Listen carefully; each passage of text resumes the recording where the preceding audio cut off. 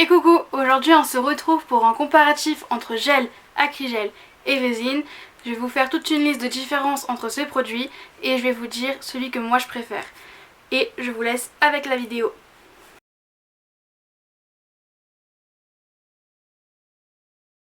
Pour commencer, je vais vous parler du gel. Donc le gel, il existe plusieurs textures, je vais vous en montrer 3 que j'ai moi. Et je vais aussi vous les montrer avec un pinceau. Je vais commencer par les non auto-égalisants. Donc ce sont les gels que quand vous ne travaillez pas, ils ne bougent pas. Si vous le posez comme ça, il va rester comme ça. Tant que vous n'allez pas prendre un pinceau pour le travailler, en fait, il ne va pas bouger. Donc je vais vous donner l'exemple avec le Easy Shape Light Rose de chez Indigo. Je vais prendre mon petit pinceau pour vous montrer la texture. Quand vous prenez votre pinceau, en fait, vous voyez dedans, on voit qu'il n'est pas tout lisse, il a des petites bosses, des petits trous. Et ça, en fait, c'est à ça qu'on reconnaît un gel non auto-égalisant. Donc si j'en prends un petit peu sur mon pinceau, vous voyez, tant que je resterai comme ça, il ne va pas bouger. La petite boule qui est dessous ne bougera pas. Le petit fil qui est ici va rester comme ça, il ne bougera pas. Tant que je ne vais pas l'utiliser. Et en fait, vous allez voir que dans le pot, ça a fait un trou dans le pot. Ben, ce trou là, il va rester comme ça tant que je ne vais pas faire quelque chose avec. Il ne va pas bouger. Donc voilà pour ce qu'on appelle un gel non auto-égalisant. C'est un gel qui ne bouge pas tant qu'on ne le travaille pas. Voilà, donc ça c'est la première texture que je voulais vous montrer. Donc je vais essayer mon pinceau. Hop. La deuxième texture, c'est les gels auto-égalisants. Cette fois-ci. Auto-égalisant et auto-lissant. Ça, celui-là, il fait les deux. Et en fait, vous allez voir que par rapport à l'autre, il n'y a pas de bosse, il n'y a pas de trou, parce qu'il s'est lissé tout seul, en fait. Et quand je vais prendre un petit peu de gel, voilà. Là, on voit déjà que le trou à l'intérieur se rebouche tout seul, alors que j'ai rien fait. Et là, on voit que la boule, elle s'étale toute seule. Voilà, ça c'est les gels non auto-égalisants. Donc ces gels là, quand vous les travaillez, il faut les travailler rapidement et pas trop. Si vous êtes là pendant 5 minutes à bouger le gel dans tous les sens, il va finir par se mettre à couler. Et ça peut gâcher une pause parce que ça peut se mettre à couler dans tous les sens. Et pour rattraper, c'est assez compliqué. Pour vous montrer, voilà, là vous avez vu, donc je vous remontre. Le gel, le trou s'est complètement bouché là. Et alors que sur ce gel là, le trou que j'ai fait tout à l'heure, il est toujours là. Il n'a pas bougé. Voilà, ça c'est la plus grosse différence qu'on peut voir entre gel auto-égalisant et non auto-égalisant. Et ensuite, vous avez ça. Alors on avait une texture, ici c'était une texture assez épaisse. Ici c'était une texture plutôt moyenne, fluide presque. Et ici c'est une texture très épaisse, mais très auto-égalisante. Et celui-là de gel, si on le travaille pareil trop, il se met à couler. Celui-là il est très auto-égalisant. Voilà, j'ai fait un trou dedans, on le verra peut-être pas bien à la caméra comme c'est transparent. Il est sale au fond, mais c'est pas grave. Je n'utilise pas beaucoup de gel. Et le trou s'est déjà rebouché en fait. Encore plus vite que l'autre. Et là vous voyez que si je le laisse comme ça, mon gel va se mettre à couler vers l'avant du pinceau. Là non, parce que j'ai pas travaillé le gel, mais si je commence à le travailler, il va couler très vite. Et ce gel, je l'adorais à mes débuts, et maintenant j'ai du mal à l'utiliser parce que je travaille surtout avec des gels non auto-égalisants, et je préfère largement ça. Voilà, donc après dans les gels tout court, vous avez plusieurs textures comme je vous ai montré. Vous avez aussi les gels cover, les gels transparents. Qui peuvent vous aider. Vous avez aussi des color gel construction, vous pouvez construire directement en couleur, ça j'ai jamais testé. Et maintenant la plupart des gels qu'on peut trouver ont une texture stable, ça veut dire qu'ils ne vont pas se mettre à couler même si on les travaille. Ceux que j'ai testés en tout cas le sont. Mais voilà, par exemple pour le wrap gel, je sais que si je le travaille un petit peu trop vite, bah, il va se mettre à couler, surtout sur le chablon quand je fais des extensions. Si j'ai malheur d'en mettre un petit peu trop, en fait il se met à couler. Voilà, je pense que c'est tout pour les gels. Et je vais vous parler maintenant de l'acrygel. Donc l'acrygel, ça se présente comment? Ça se présente comme ça. Donc c'est le mien est transparent, vous l'avez en plusieurs couleurs, vous avez des acrygels pailletés, vous avez des acrygels bleus. Vraiment il y a un large choix dans les acrygels. L'acrygel c'est un mi-chemin entre le gel et la résine. C'est un mélange de gel et de résine. Donc vous avez besoin d'une lampe UV pour le catalyser. Mais je vais vous montrer. Vous voyez, j'ai pris une petite boule d'acrygel et ça ne va pas bouger non plus tant que je ne l'ai pas mise avec du cleaner. Tant que voilà, parce que l'acrygel ça se travaille avec du cleaner. Évidemment ça se travaille pas comme ça parce que c'est très collant comme matière. Vous avez largement le temps de travailler l'acrygel parce qu'il ne coule pas du tout. Vraiment moi c'est un gros coup de cœur. Après dans le pot il se relisse un petit peu mais jamais totalement comme le gel qu'on a vu tout à l'heure. Il y a toujours des petites bosses. Voilà, donc pareil le gel vous le trouvez dans toutes les couleurs. Le seul souci que j'ai eu avec l'acrygel c'est que au tout début quand j'ai commencé je ne connaissais pas la matière et j'ai voulu mettre ça sur mon ongle. J'ai bien préparé mon ongle, j'avais beau faire ce que je voulais, ça ne collait pas.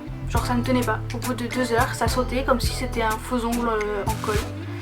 Je comprenais pas. J'ai cherché, j'ai demandé un petit peu autour de moi, j'ai fini par trouver la solution. Pour mettre une base en fait tout simplement parce que j'utilisais pas forcément de base avec le gel, ça tenait très bien sans, mais pour l'acrygel je mets toujours une base parce que sinon ça tient pas en fait, enfin pour moi ça tient pas avec mes acrygels. C'est peut-être pas le cas pour vous, c'est peut-être pas le cas avec d'autres acrygels, mais avec les miens en tout cas il me faut une base et je ne me passerai plus de base pour travailler à l'acrygel. Voilà, pas besoin de monomère pour l'utiliser mais du cleaner, donc ça enlève déjà un des avantages de la résine que je vous parlerai après.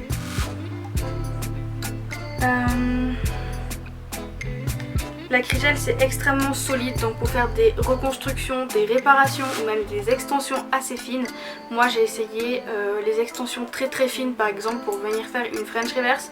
C'est top parce que vous pouvez directement retirer le sablon. C'est à ne pas faire en général mais moi je le fais parce que j'ai confiance en mon acrygel qu'il est très solide et même très fin. Ça ne va pas casser comme ça casserait par exemple avec le wrap gel.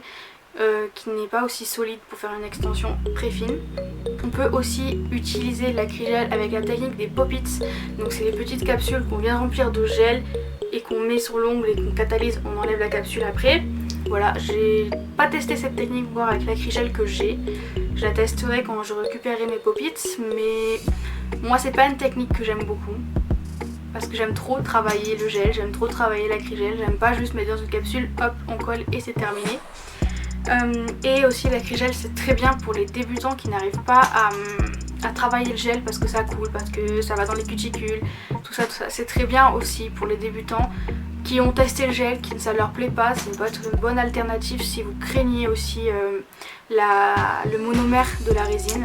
Maintenant en parlant de monomère et de résine, on va passer à la résine. Moi j'ai celle de Ongle Access, la transparente, parce que je m'en sers pour mes effets pulls.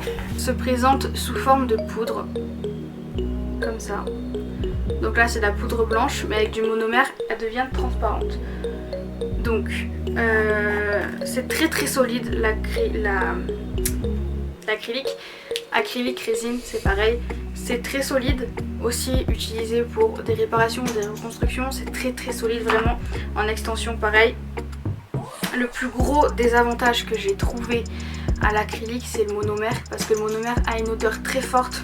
J'ai testé et je ne supporte pas en fait. Ça me donne vraiment mal à la tête. Et il existe plusieurs monomères, je sais, il y en a qui sont un peu moins forts, mais ils sont tous. Et l'odeur est juste pour moi insupportable vraiment. Donc je me sers uniquement de l'acrylique transparent pour faire mes effets pulls sur une construction en gel ou en acrygel. Il existe plusieurs types de monomères, donc plusieurs temps de séchage. Vous avez le temps de séchage assez long pour les débutants pour avoir le temps de travailler la résine. Et vous avez des monomères plus rapides qui vont faire sécher la poudre plus rapidement. Donc ça c'est vraiment pour ceux qui ont l'habitude d'utiliser ça. Donc voilà. Je pense que j'ai fait le tour. J'ai fait le tour des trois types de matières qu'on utilise dans les ongles. Il y a aussi la résine porcelaine, la technique porcelaine. Je ne l'ai jamais testée donc je ne vais pas en parler. Je sais qu'il y a d'autres techniques aussi, mais il y a la technique avec la fibre de verre, pareil, je ne l'ai pas testée donc je ne vais pas en parler. Je vais tester certaines choses à venir. Je ferai des vidéos crash test. Voilà donc je vais vous laisser avec mon avis et mes préférences et on se dit à bientôt pour une nouvelle vidéo. Vidéo, je vais vous donner mon avis, donc moi entre gel, acrygel et résine, je pense vraiment pour l'acrygel parce que c'est devenu mon chouchou. Il m'a beaucoup aidé quand je ne supportais plus le gel, je n'arrivais plus à le travailler. Vraiment j'arrivais pas avec le gel, ça coulait dans mes cuticules, ça coulait sur mon chablon, je pouvais faire ce que je voulais, je n'y arrivais pas. Et du coup l'acrygel pendant un très long moment a été mon meilleur ami. Aujourd'hui je l'adore toujours, j'utilise pour faire toutes mes extensions pour faire une French reverse, j'utilise pour faire mes corniches, le cover pour faire mes corniches, pour avoir une jolie corniche facile à limer et très rapide à faire, pas me casser la tête avec du gel. Le gel j'adore pour faire un full cover par exemple, j'aime beaucoup cette technique aussi. La résine malheureusement j'ai essayé, j'ai aimé un petit peu mais l'odeur du monomère m'a complètement dégoûtée vraiment de la résine parce que ça me donne mal à la tête, des grosses migraines, ça allait pas du tout. Donc pour moi c'est Régine, oui c'est Régine. C'est acrygel et gel. C'est mes deux préférés parce que l'acrygel on peut autant l'utiliser en construction, en extension que en réparation. Par exemple si vous cassez un petit peu sur le côté, on met un petit peu d'acrygel et ça répare. Et le gel parce que j'aime beaucoup, j'ai retrouvé l'amour du gel en faisant une formation que je n'arrivais plus du tout à gérer cette technique, et bah c'est revenu et je suis vraiment très contente parce que des gels que j'arrivais pas à utiliser comme par exemple celui-là que je vous ai montré, le Milky, j'arrivais pas du tout à l'utiliser à un moment et là depuis ma formation j'ai enfin réussi à comprendre comment fallait le travailler et j'ai plus de problème. Donc le gel c'est revenu dans mon cœur avec l'acrygel, mais la résine, je sais qu'il y en a qui adorent, mais moi, vraiment, personnellement, j'aime pas du tout. Voilà, donc j'espère que cette vidéo vous aura plu. N'hésitez pas à me laisser un petit commentaire et un petit like, ça me fera vraiment très plaisir. Et nous, on se dit à la semaine prochaine pour une nouvelle vidéo.